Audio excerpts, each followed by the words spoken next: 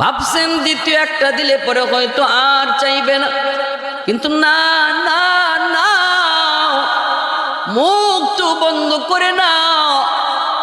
নবী আবার কয় ঠিক আছে, ওর মুখে আরেকটা গরু ঢুকায় দাও। এইভাবে যখন দিতে থাকে নবী কয় হাতি ঢুকাও, এইভাবে নবী কয় বড় বড় মাছ ঢুকাও।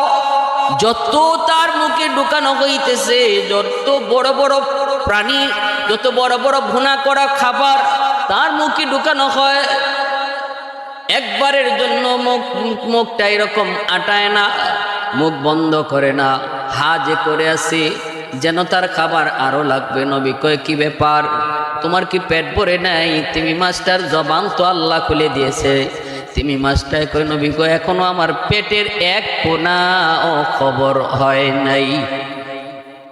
কি দিছেন আপনি? আসলে দিছেন না দেন নাই আমি তো বুঝতেছি না। নবী গো আমি তো পেটের ক্ষুধায় মরে যেতেছি, আরো দেন আরো দেন। মুহূর্তের ভিতরে সুলাইমান পয়গম্বর দানবদেরকে কয় একে একে একে একে একে একে পুরা ডেগের সব খাওন তার মুখে ঢেলে দেওয়া হচ্ছে। 40 কিলোমিটার এরিয়া পর্যন্ত যত খাবার ছিল অর্ধেক দেওয়া শেষ, এরপরও তিমি মাছের পেট ভরে না। নবী তো হতাশ, এমন একটা দুইটা না, অসংখ্য তিমি, অসংখ্য মাছ, আরো তো লাইনে দাঁড়ানো, এখনো তো কেউ খানা শুরুই করে নেই। শুধুমাত্র একটা তিমি মাছের খানা দিয়ে শুরু হলো, অসংখ্য অগণিত সৃষ্টিকুল এখনো লাইনে দাঁড়ানো, এখনো বাকি।